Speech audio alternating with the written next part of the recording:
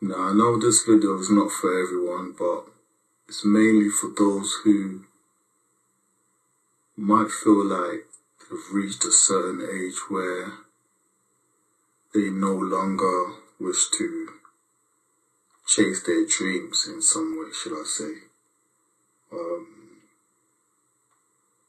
It's for those who know that they have a talent, they've got a specific skill, could be more than one, and society, growing up in society, has kind of taught them that put these sort of things, our skills and our talents, we try and place it, to the side, and we get so busy on so many other things, and it's important for us to remember what we used to live for. You get what I'm saying? The certain things that you used to participate in that you never thought that you'll ever stop doing it. You get what I'm saying? And I'm speaking about when it comes to skills and talents and things like that. A certain type of blessing even, something that you might have asked God for, a prayer that you felt that God had answered in terms of showing you a vision or telling you that he's going to do this or you're going to become this, and many years has passed and you might feel like, is it still going to happen sort of thing, and you're kind of still doubting. And I just wanted to remind you that obviously it's not over. Do you get what I'm saying? Don't let the enemy fool you and make you feel like you've reached a certain age and you just need to give up on certain things, and it's important for us to keep the faith and keep the belief. And it's one of the things where you will have to open your mouth and, remind God of whatever it is, whatever promise it could have been, whatever dream you could have had since your childhood. It's very important for us to remind God. So earlier on in the Bible, I think it was in Numbers, God ended up saying, but my servant Caleb, because he has a different spirit and has followed me fully, I will bring into the land in which he entered, and his descendants shall take possession of it. So that's God just mentioning Caleb. He's just saying that, look, there's something about this guy, he's different, and that he's got a different spirit to the rest of them. Do you get what I'm saying? So later on now in Joshua 14, between 7 to 14, I've written down, Joshua blessed Caleb with the land of Hebron for his loyalty to God, which God promised he would do so. This is for something that he did around 45 years ago. God remembered that. But like I said, with us as well, we have to remind God, we have to mention it, we have to open our mouth and proclaim it and say, you know what, God, you remember this promise that you made me. I remember seeing this vision. I remember, chasing this dream, like what's happened to it. You get what I'm saying? You have to remind God of it. Not like he's forgotten, but you have to show that you want it. You get what I'm saying? You have to show that you still want it. I've written down, Caleb received the word that God gave through Moses because of his obedience when he was at the age of 40, I think it was. He did not get given a time frame. Imagine at this time they were set out to go in many battles. Caleb probably even doubted he would even make it through the next few years. So it's Moses that told Caleb that God was going to bless him. So you got to remember, this is during the times when they were yet to go into battle. You don't know whether you're going to make it or not. So this was at the start of I think it was around when the wilderness period. So imagine you're getting a promise during the time where you don't see this promise being accomplished. The thing is, at the very beginning, we have faith because it's at the start. So you've got all this energy, but then as you get older, you tend to kind of lose, the zeal, the want to still accomplish whatever it is or to continue it. And I feel like for Caleb, obviously, he still had to go into battle, So when he was probably promised this thing by Moses, he was just probably thinking, oh yeah, cool. Now, you know how life gets. You look around, the struggle never seems to end. life keeps on doing what life does every year. Up and down, round and round, like a roller coaster. On top of that, your age seems to be reminding you of the number you've reached this year or you're about to reach. Every form that we fill out is asking you how old are you, what your age is. Constant reminder you get.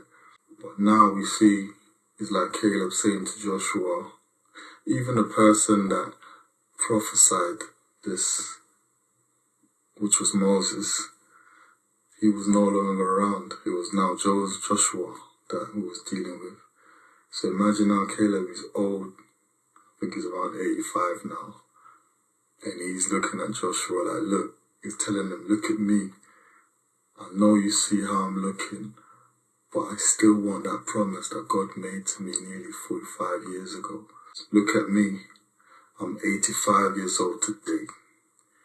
It's like he's trying to say to Joshua, don't you look at me like an old man, as if I'm an old man who has given up on his dreams.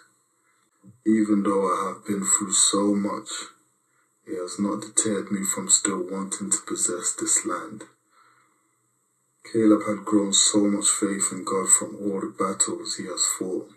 He did not even care if them giants, the Anakims, basically what he wanted, the land that he was going to possess. At the moment, at that time, there was, a hurdle that he had to get over, meaning the giants, the Anakims. But you got to realize he's been through so many battles with God by now, and he's just like, I don't care who's there. Like, if God's going to give me that land, then it's him who's going to hand these whatever's over there over to me. I'm not going to worry about that. So you get it? So it's like at the very beginning when he got promised this, he didn't really say nothing.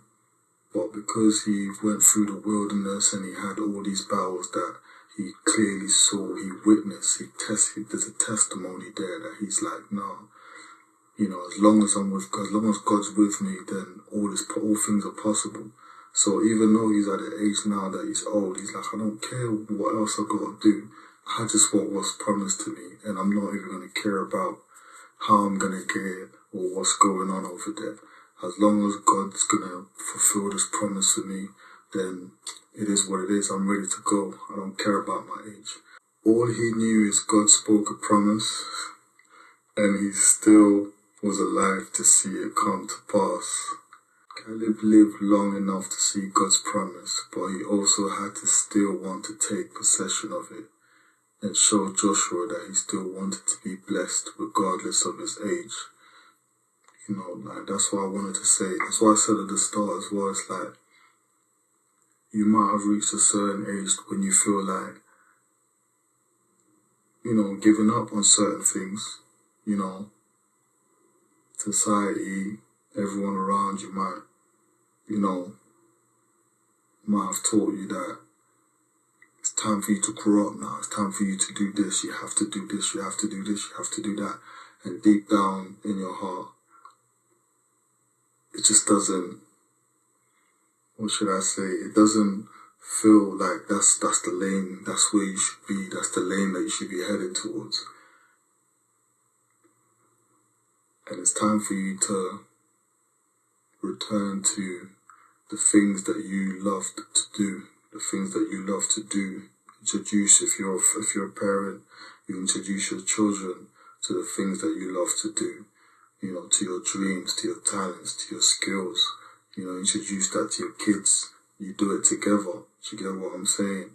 And it's like, don't give up on, on your purpose, what you was put on this place to do, what you're good at. You're supposed to keep working at it, until you become the best version of you while doing it. Do you get what I'm saying? So I just wanted to, encourage us to just don't watch whatever age you're at right now. Like I gave with the example of Caleb, 40 years later, he got the promise. Do you get what I'm saying? That was promised to him. And he didn't care about his age. He just knew that as long as I'm alive, I still want what God promised me. And that's just what I want us to say, is why I think like that, is why I believe that, look, as long as I'm alive and I'm still breathing today, I still want what God has promised me, you know. And that's just the message I wanted to share. My name's Forever Blessed Chris. This has been Chris Speaks. Make sure to press the like button and subscribe if this is your first time seeing me. Remember that I love you, but Yeshua loves you even more. And I'll see you on the next video. God bless you.